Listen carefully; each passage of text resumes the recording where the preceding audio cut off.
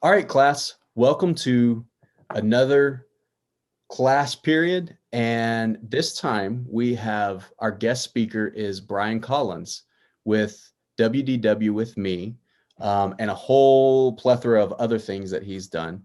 But he is also the former Walt Disney Imagineer who has joined the class on multiple occasions to take us along with him on live visits to the parks and kind of give us an Imagineer's perspective on different things in the parks. And so this is actually the third time that he's spoken in class. This is the first time we've had the one-on-one interview to find out about Brian's background.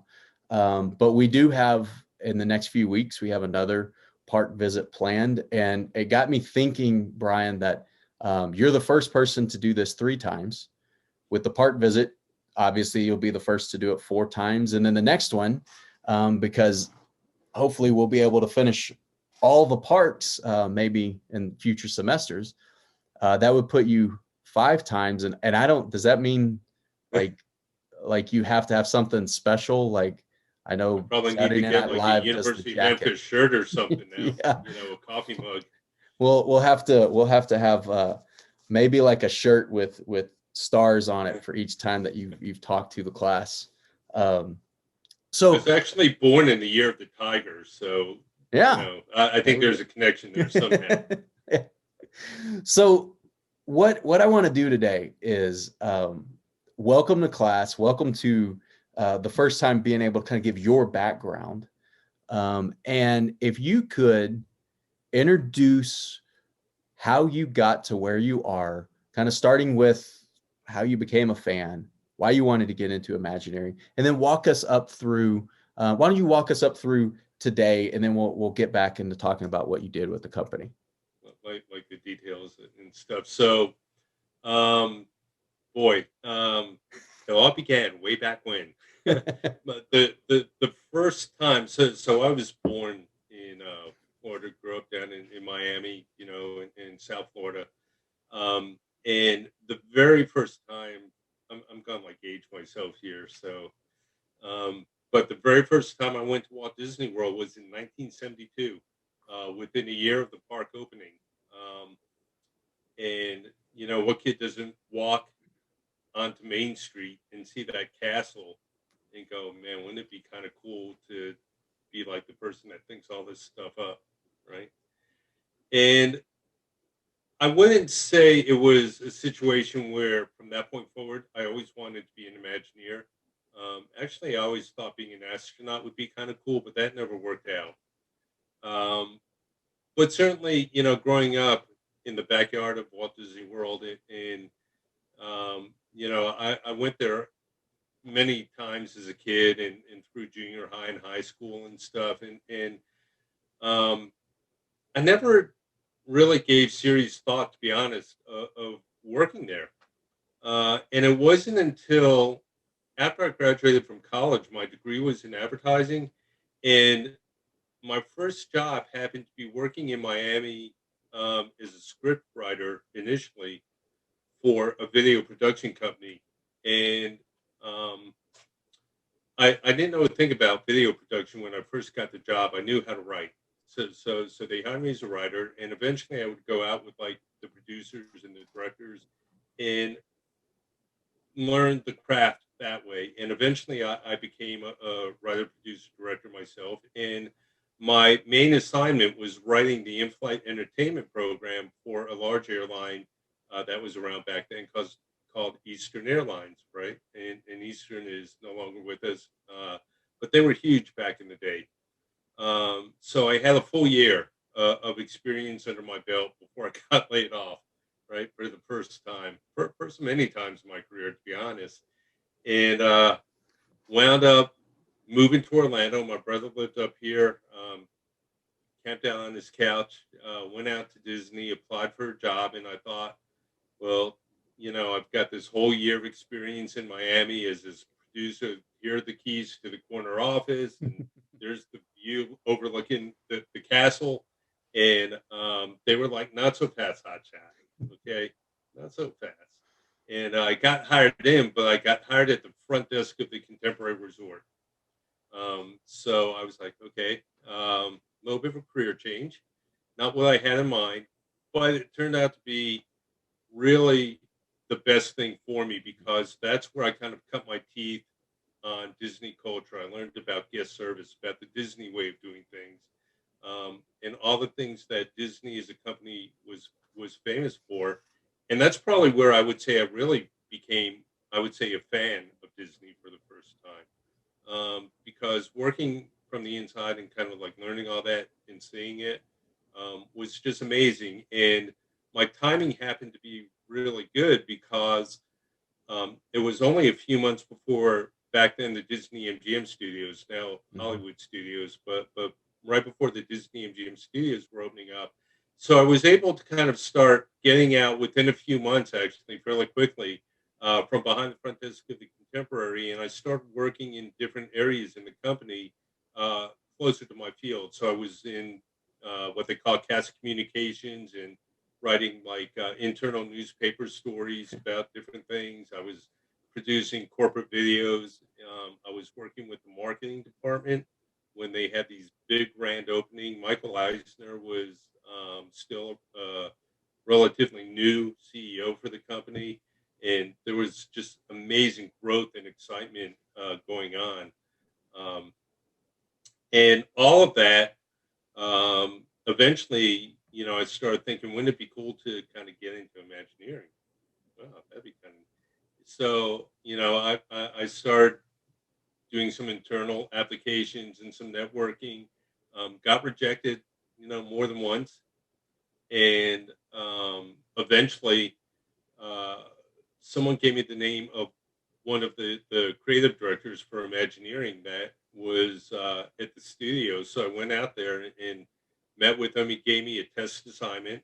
Said, this is the script. It was actually for the back then they had the animation building, and you could walk Mhm. through and see the animators working on all the second wave of Disney classics, The Little Mermaid and Beauty and the Beast and Mulan. All of those were being worked on here in Florida, in addition to California. So, but they were having trouble with the tour that they gave guests through there.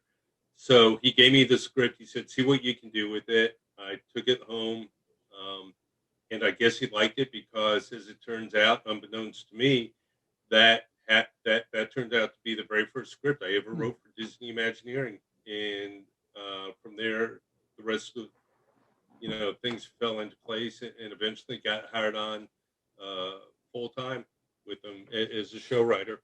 So, piece of cake. Yeah. I thanks for that. And I remember going to MGM Studios at the time when it first opened, and it being a working studio. Like I remember the Bette Midler short, that Yeah. Right. they that was kind of how you were introduced to what Hollywood Studios was, because it was supposed to be like kind of Hollywood East. splitting some Yeah. of the work. Yeah, it was Hollywood East, splitting some of the work between California and Florida. And it's it's become more of the theme park now. Right. Um, but I remember those early days and going and seeing like the what was it, the backstage tour with Catastrophe Canyon and all of Yeah. that. Yeah. And so what were what were some of the things you did during your time in Imagineering for the company? Um, so as a show writer, it's not like you're writing what you would think of as traditional shows. You're writing Mhm. for the Disney show as a whole, right? So I was often assigned different like scripts and spiels for the attractions. If you ever stand in line for the Jungle Cruise and you Mhm. hear Albert Awal's radio broadcast coming in over the loudspeakers, I worked on that. I wrote some copy for. They used to have what was called the Barker Bird in front of the Mhm. Enchanted Tiki Room. Now it's called something else, I think.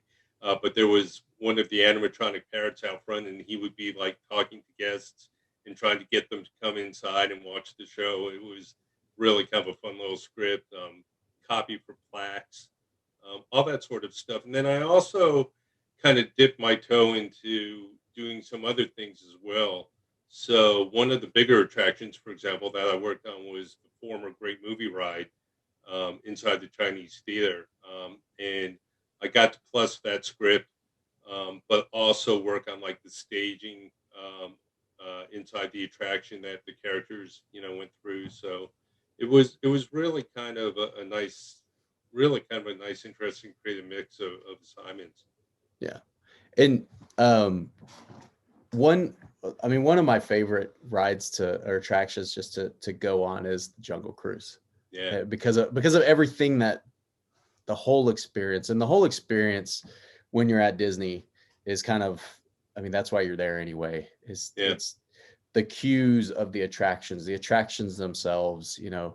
and then obviously I loved the Great Movie Ride. I have not been back to be on the new ride. Mickey I've Minnie's heard, Runaway Railway. Yeah, yeah, I've heard some really, really good things about it. yeah, And so I imagine the first time I ride it, I'll say, okay, it makes sense that, even though, yeah, I loved just that feeling of taking a ride in the movies. But so how I long, oh, I'm sorry, go ahead. I was going to say, I'll tell you kind of like a really kind of an interesting story about the very first time I rode Mickey and Minnie's Runaway Railway, and this kind of ties into the whole concept of being a fan, because Disney fans are like none other out there. They're Mhm. really very passionate, and it took me a long time before I could bring myself to go on that attraction, because listen, when you put that much time and effort into such a classic attraction like the Mhm. Great Movie Ride,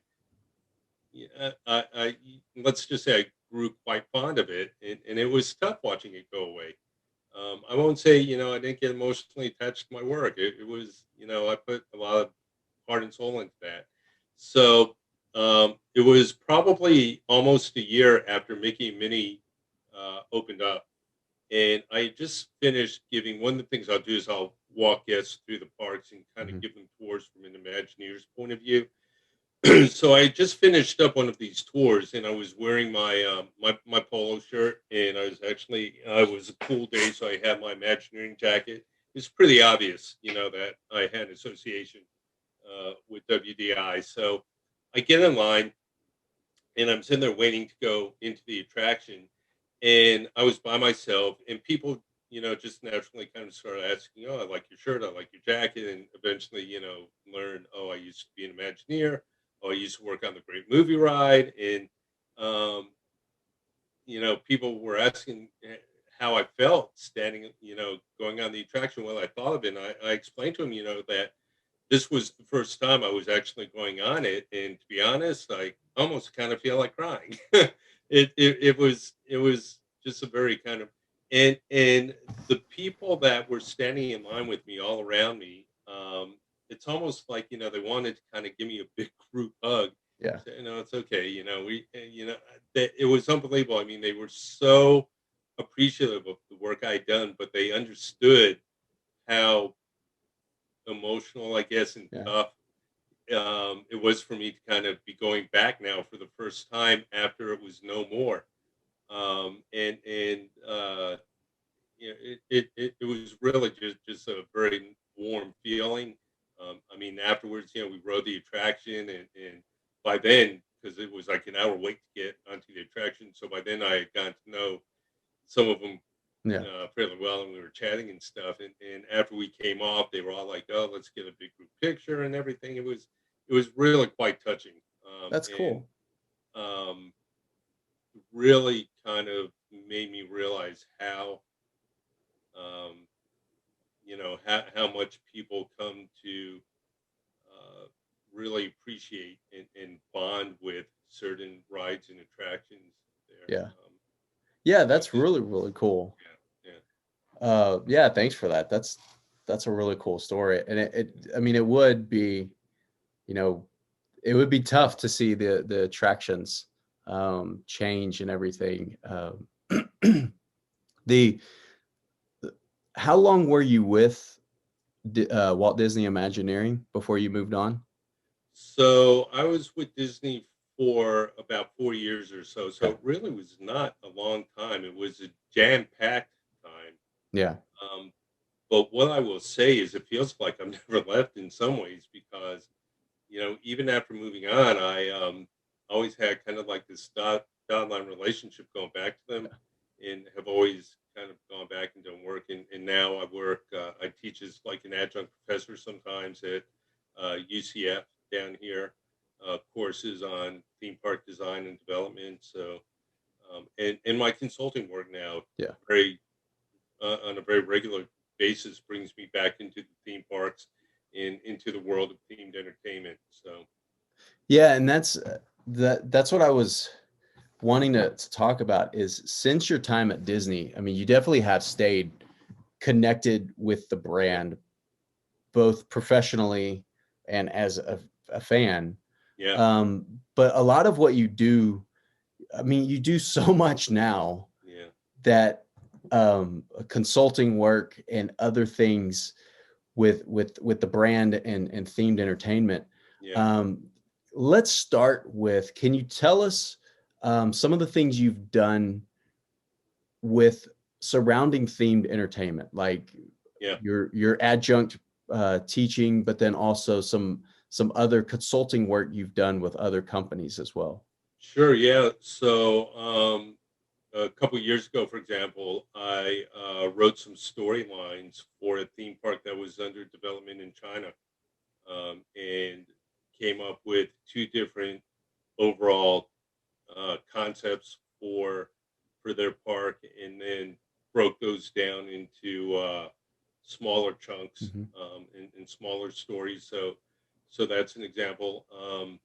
I actually I'm a columnist for Walt Disney World magazine now, and I write a monthly column for them, called "A Figments of My Imagineering," where I talk about themed entertainment, themed design, uh, from that Imagineering perspective. And a lot of times, even though a lot of my projects may not necessarily be tied directly into theme entertainment, there's so much crossover from that world of mine, that I'm able to like cross pollinate into other projects and Hmm. other things I do. That it's certainly a huge influence and a big part of what I still do today.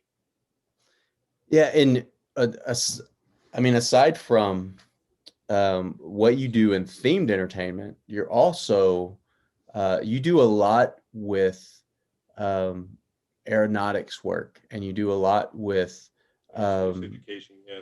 yeah, aerospace education. Can you tell us some about that? And then that also leads into a lot of what you're doing in the virtual space in education using Yeah. like virtual reality and augmented reality and everything.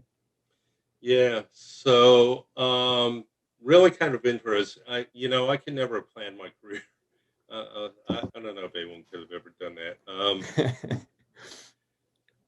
So, at one point, I was the founder of the Central. I was one of the founding members of the Central Florida STEM Education Council. That came about because at the time I was working for the Florida Virtual School, which is the state of Florida's online school district, and my job with them was as a innovation specialist.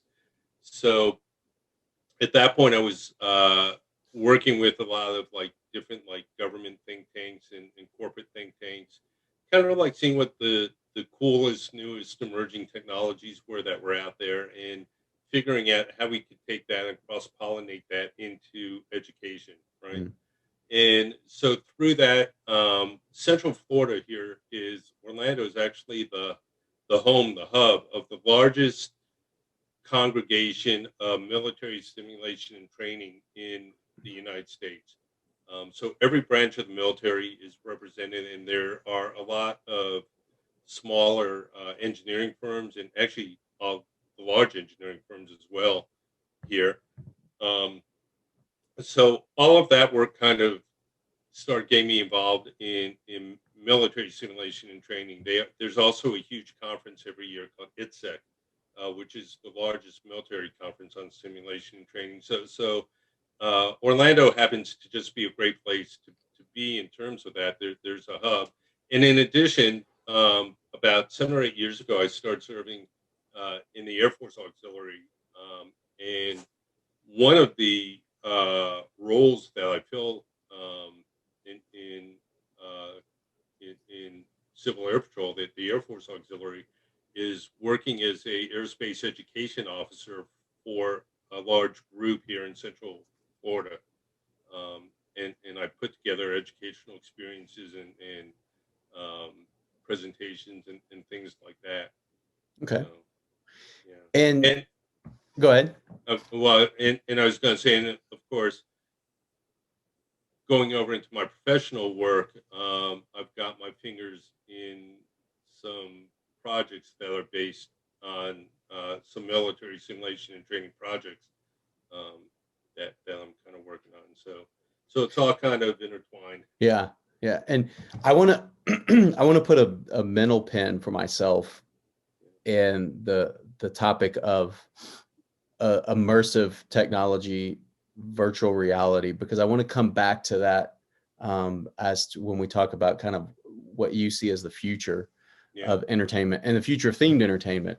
yeah, But there, because you've done so much, I want to try to hit on a few different areas that WDW with me yeah, is like, that's where you take people through the parks and you give them the Imagineering right.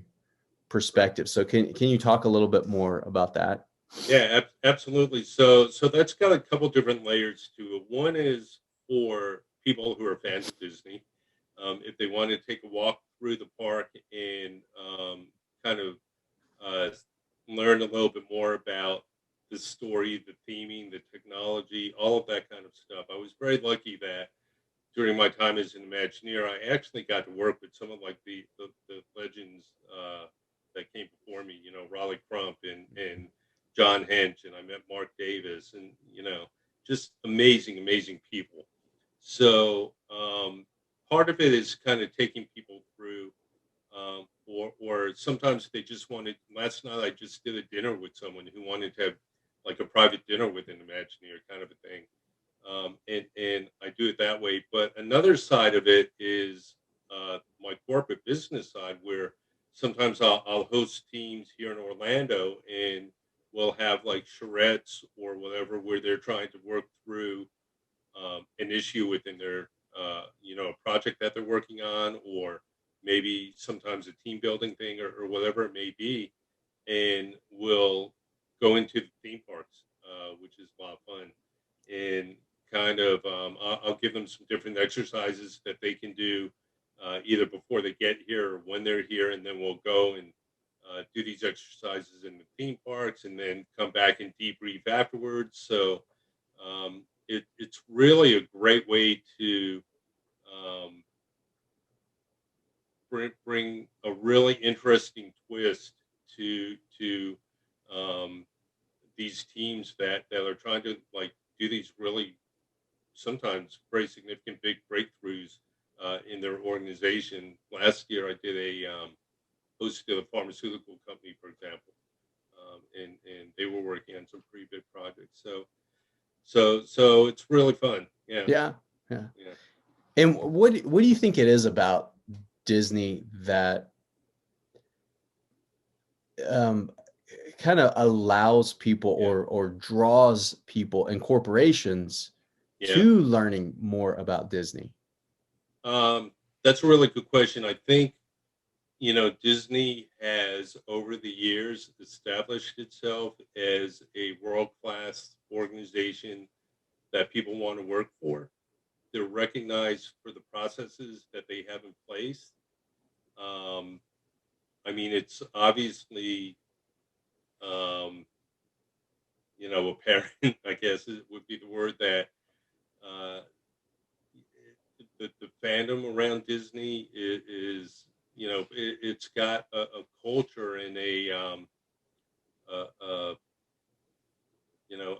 just the feel about it, like, that's very rare, like no other company. And that's come over, since Walt started 1930s, doing his first animated films, and you know, the company's sustaining it and not losing necessarily focus, um, and building incredible brands and IP, um, and then being able to take all of that and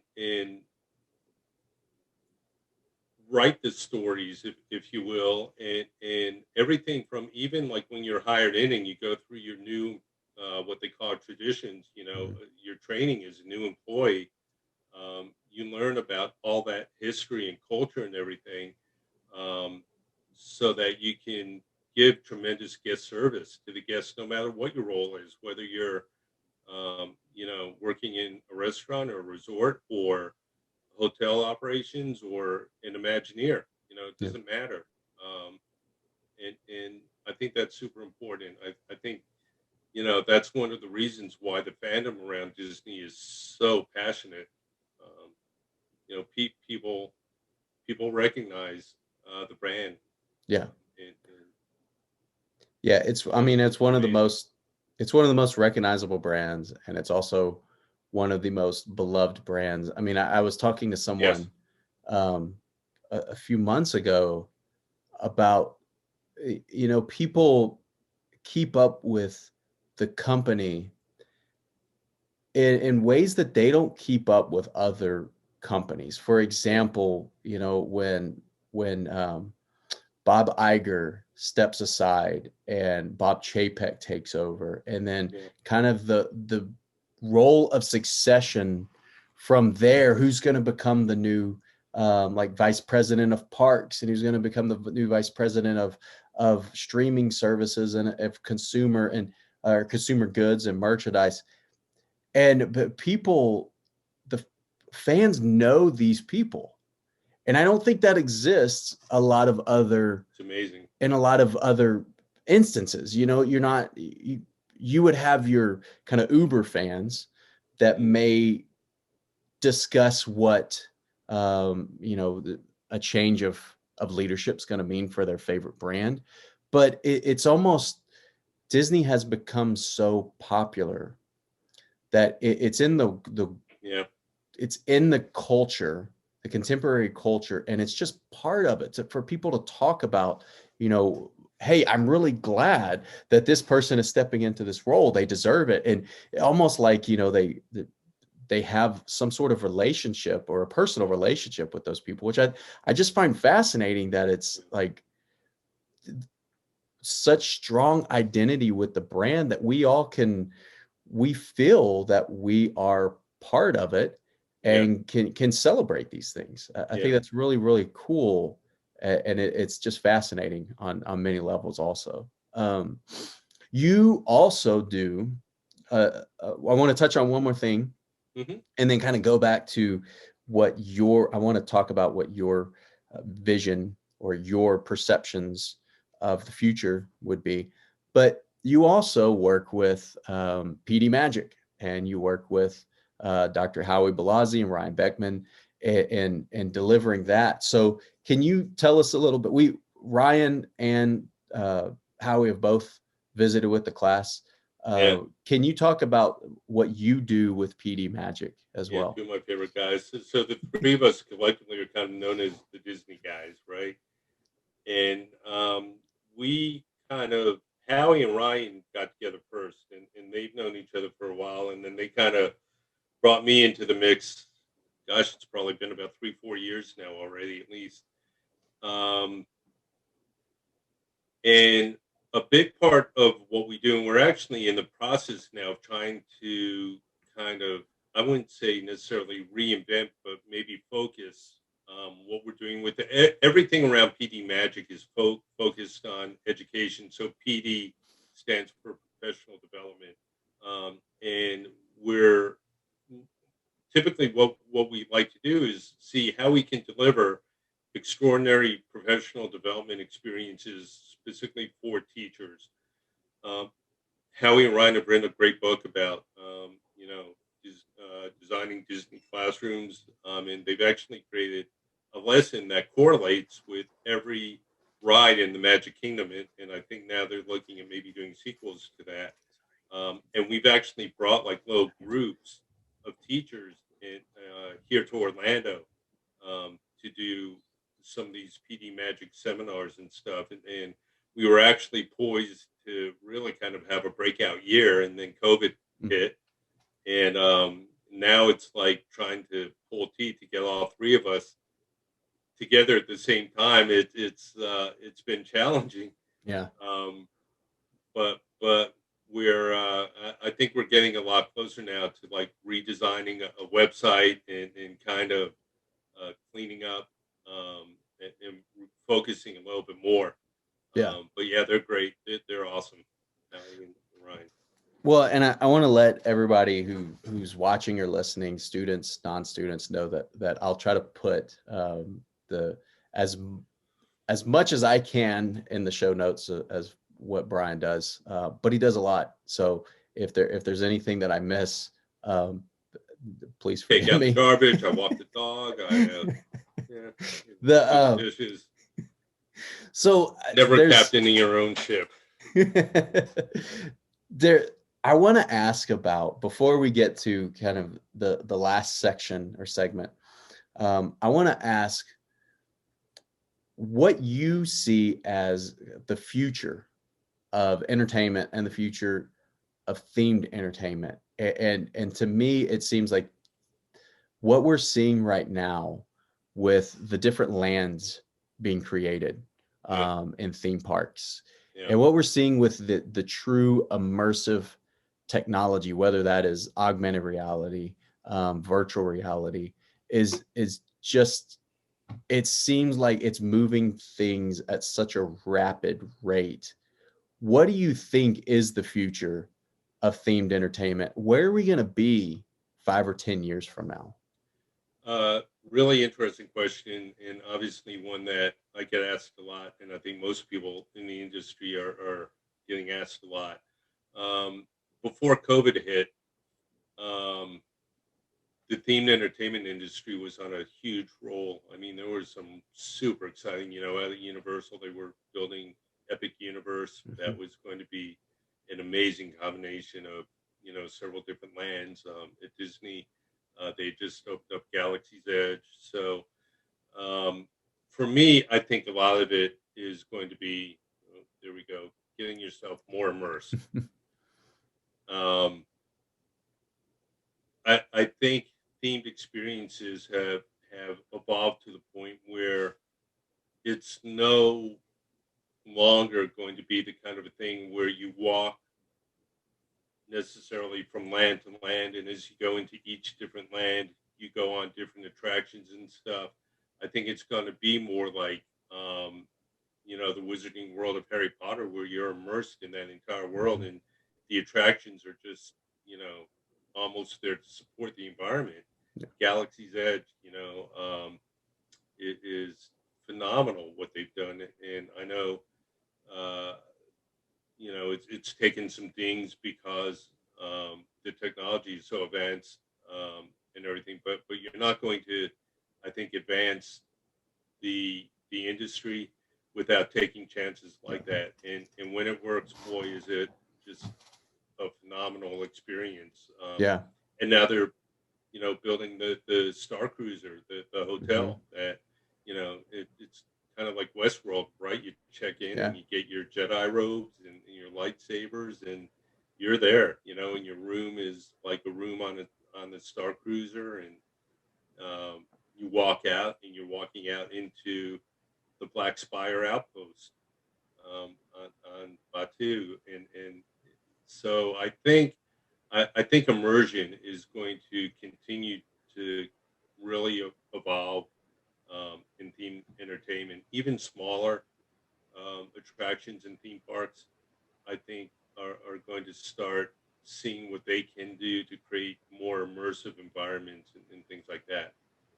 Well, and I think that the like Disney was not the first to do immersion. They were not the first to do No, a theme park. right. But as far as consumer and fan engagement and immersion, they do it so well. And I think from, the older attractions that you go on, that now you go on Peter Pan's flight and Right. you're walking through the Darling Children's house and the Right. bedroom, and you go to Haunted Mansion, and obviously, I mean, one of you can't I can't say it's one of the best parts of the attraction just because I love the inside of the attraction, but it's so amazing, the queue line and everything. Yeah. Do you think with this increased emphasis on immersion and immersive experiences and attractions, what do you think that does to older attractions at a theme park like Disney? Like some of the originals, I think the originals, the ones that the fans just love. I'm not sure they're going anywhere, but what happens to some of those smaller or older attractions, I should say? Yeah, interesting question. I was actually chatting with someone about this just a couple days ago. Like Space Mountain is a good example. Like the queue area for Space Mountain hasn't really changed, Yeah. that much over the years, and even the post show. So I think, back in the day when it was, a newer attraction, and before we got into such immersion as we do now, it held up really well. But I think what it's going to do is it's going to kind of force theme parks, whether it's Disney or wherever, to really kind of go back and look at what they can do to kind of enhance the guest experience. Because I think that I think the guests and the fans of Disney are becoming a lot more. Um, I wouldn't say demanding, but I think Disney has set their own expectations, Mhm. and their own bars pretty high, so to be able to go back, and I think they do a pretty good job of that, trying to revisit. I mean, listen, it's four theme parks, and a lot of stuff in those theme parks, so it's not going to happen right away, but I think over time you're going to see a lot of these classic attractions just continue to evolve in new ways Mhm. as the technology allows, as the budgets allow, as um, the experiences allow. I think you're also going to start seeing um, a lot more IP being driven Mhm. in experiences. So, like you look at Pandora, for example, built around Avatar. You look at Galaxy's Edge, and you look at the Marvel universe. I mean, all this IP that Disney has now is giving them tremendous opportunities to really create wonderfully themed environments. Yeah. Um, Well, and you talk about the IP and like Avengers Campus opening yeah, whenever Disneyland is open again in yeah, California, and Galaxy's Edge, both Disneyland and Walt Disney World. There right, are, they're building a Frozen themed land internationally, and they have different Marvel attractions internationally. They have Toy Story lands in Florida and internationally as well. They do such an incredible job of building those lands. And the last time we went to Disney, it was about 2 weeks after Galaxy's Edge opened. And so I was really anticipating pretty heavy crowds. I was pleasantly surprised that because of what Disney had done, they opened up all the parks early. They opened up Hollywood Studios 3 hours early. That it really helped spread out the crowds, and we were there during a time when it was a low crowd level anyway. We had planned it that way, yeah, but I really enjoyed Galaxy's Edge, and I want to go back and just spend time just walking around, because we were essentially walking through to Toy Story Land, which I love hmm Toy Story Land as well. It's such a yeah, cool themed environment.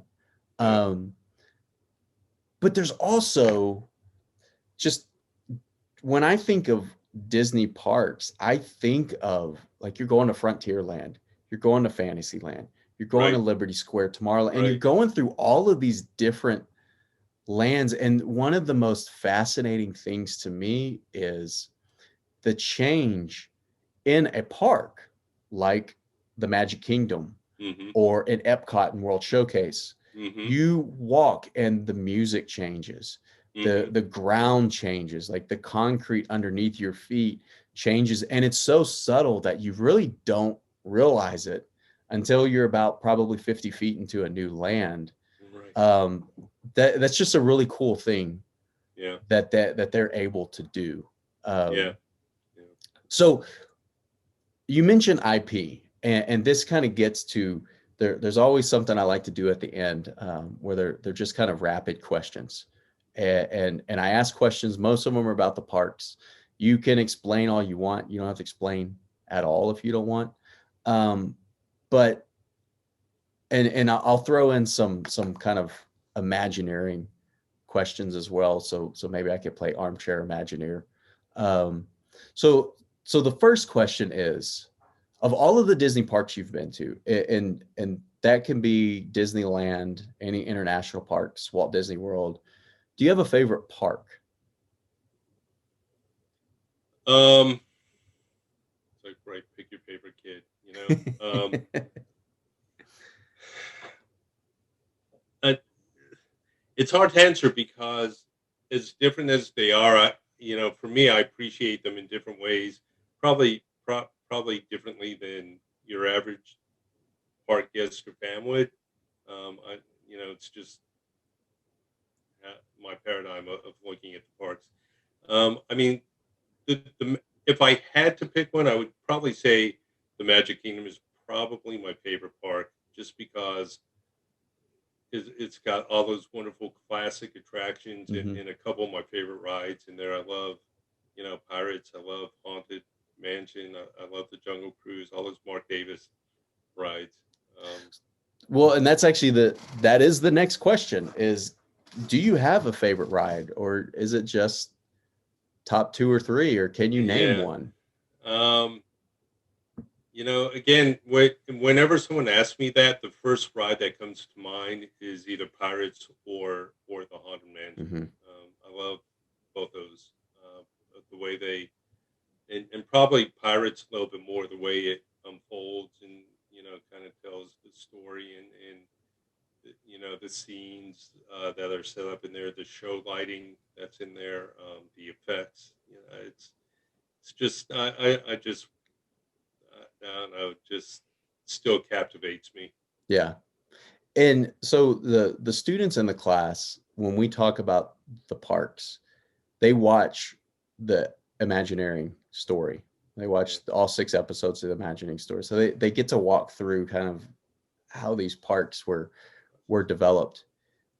Is there a particular attraction that you worked on that you is not necessarily your favorite, but maybe you have the fondest memories of your work on it, or just kind of stick out to you through your time?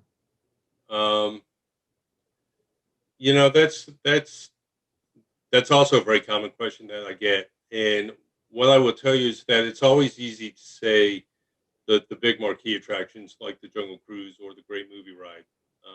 And certainly, as I was saying earlier, I put a lot of blood, sweat, and tears into those. But um, there's even like just a bunch of smaller little projects as an Imagineer that I worked on, and some of them that never saw the light of day.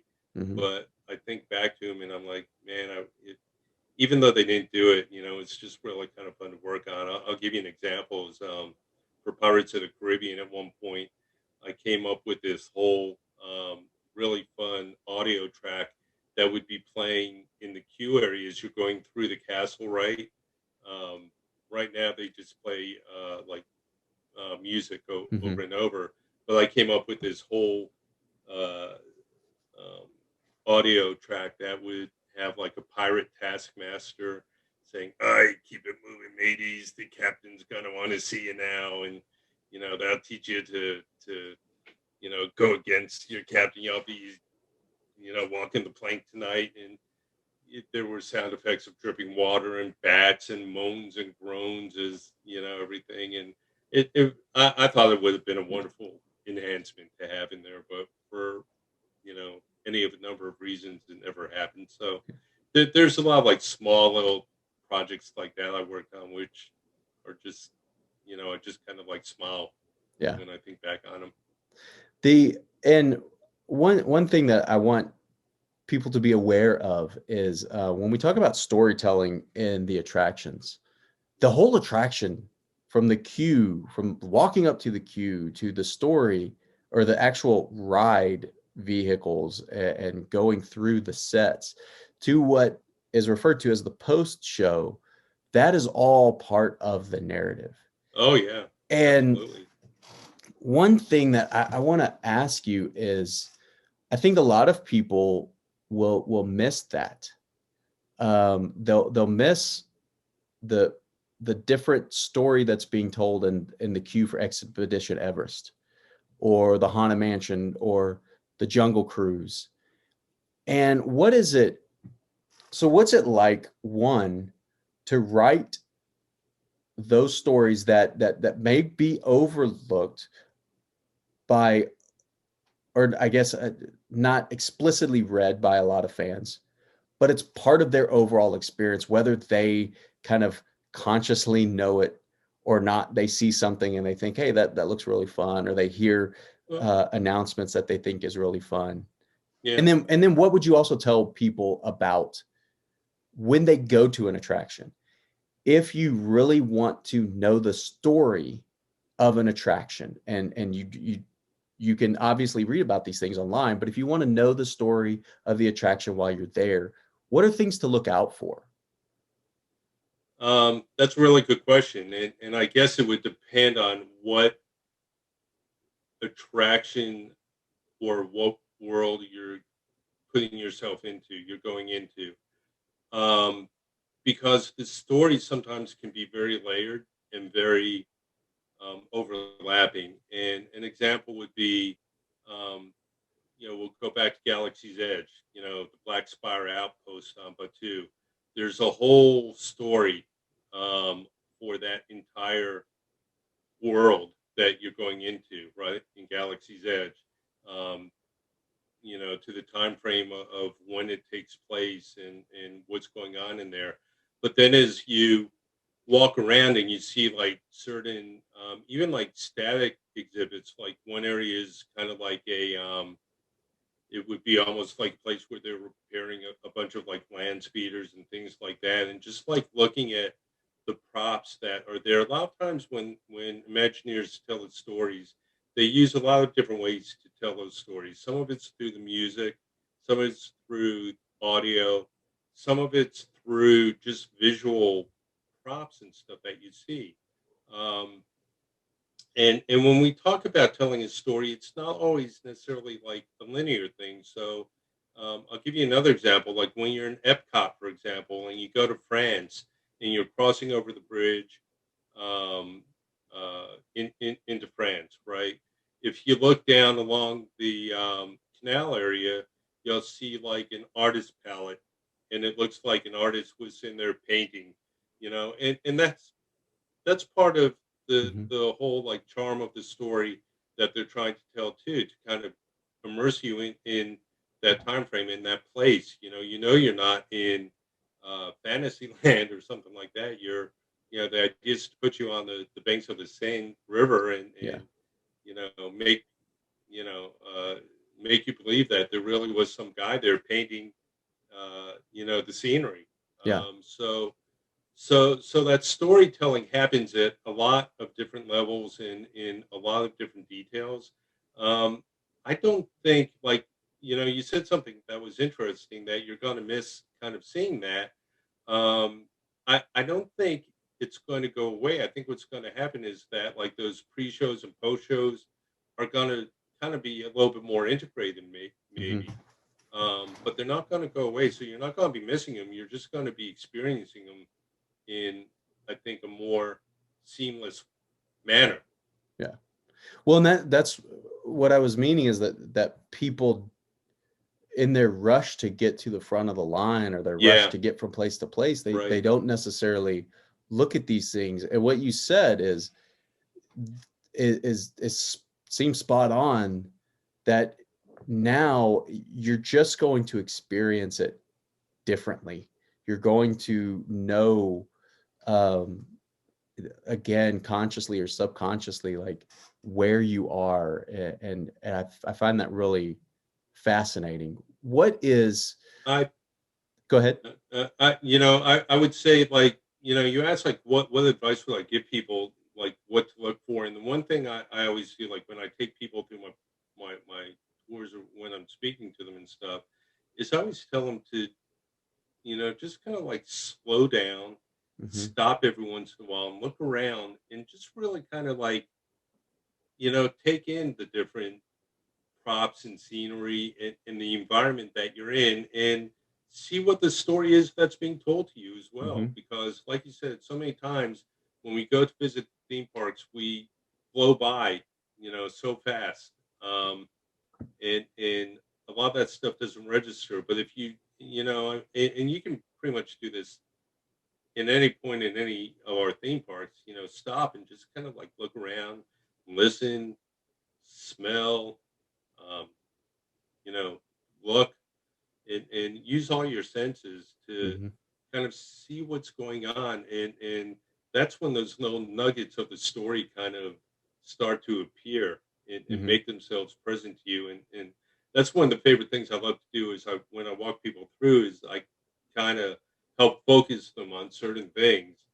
Um, and people who've been to the park, you know, many times, are always telling me, I've been here so often and I never saw that. Yeah. And to me, that's kind of a shame. Yeah. Stop and take the time and look around. Well, and I like, one of the things that I really, really enjoy in the Magic Kingdom is the story behind Main Street USA, and the Yeah, fact that, like, you're walking down Main Street USA, and you are it the names that are listed are yeah, kind of listed in like order of how a movie starts or how a movie ends, with the credits and everything. I really think that's so neat, and it's helped me to kind of slow down and stroll down Main Street USA, rather than like a quick walk down Main Street USA to try to get to an attraction or different yeah. land or something. What So, of the lands that exist now, the themed lands, and that's Fantasyland, Tomorrowland, but that's also Batu, that's Toy Story Land. Right. Do you have a favorite land, or do you think there is a land that, um, the company and the Imagineers have done just an amazing, above all else job on? So many of them. I mean, I'll start with like the animal kingdom. When you walk through there and you Hmm. see, what Joe Rody, created, and listen, I mean, no one person ever does everything, but he was like the top guy, visionary for Hmm. that park, and you see the amazing level of detail. Um, that just always blows me away. Animal Kingdom to me has got some of the most wonderful detail, Hmm. of any of the parks. Um, I mean, Batu I won't even go into yet because that's kind of like cheating.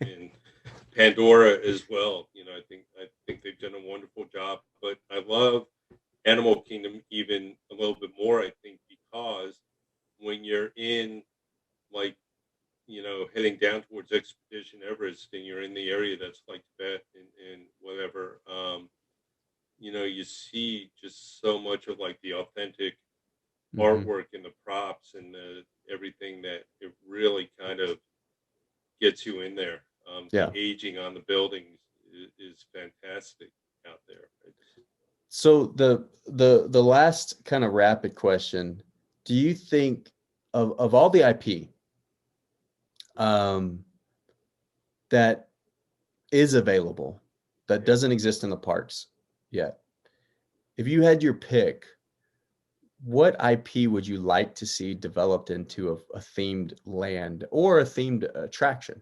Doesn't have to necessarily be a full land. Can I say Westworld? That would be fun. So, I'll tell you kind of a funny story about Westworld. So when Imagineers are building a new theme park or a new attraction, a lot of times they'll give them code names so they can communicate about them before it's announced to the public and all of that. And the code name for Galaxy's Edge when that was being created was Dallas. So I always thought somebody had like a really, and if any of you out there watching don't know what Dallas is in the world of Westworld, it's kind of fun. But I thought someone had a funny sense of humor. But that being said, I would love to see Star Trek. What can I say? I'm a sci-fi geek, so I think Star Trek would be amazing. We were I was on a podcast the other day, and we were talking about favorite movies, and we were talking about one of my favorite animated films, which is not one that most I guess of your students certainly would think of, but Yellow Submarine by the Beatles. And we thought, man, wouldn't it be fun to do like a little attraction where you go on the Yellow Submarine and you go through Pepperland and all that like groovy, psychedelic colors and everything. Yeah. Well, Brian, thank you so much for doing this. And like I said, you're a regular visiting with the class. So I finally wanted to get your background and kind of and pick your brain a little bit, where you think things are, where you think things are going. If somebody wants to engage with you more, follow you, contact you, what's the best way to do that? If you go to my website, which is wdwithme.com, most of my social media is on there. You can email me, and certainly any of your students that want to email me. Also connect with me on LinkedIn. If you just do a search for Brian Collins Imagineer, my name's going to come up Okay. pretty much at the top. And then I've also got a couple Facebook pages that you guys can follow. One of them is The Mouse and the Imagineer. And for my any teachers or educators out there or people interested in education, I've got Educators Who Love Disney on Facebook. Okay. So either of those two pages, I encourage you to join. Okay. But WD with me has got links to all that stuff. All right. Well, great. Thanks again for doing this, and just sharing your wide swath of knowledge Always with us. fun. Yeah. So thank you, Brian. Have a good rest of the day. All right. Take care.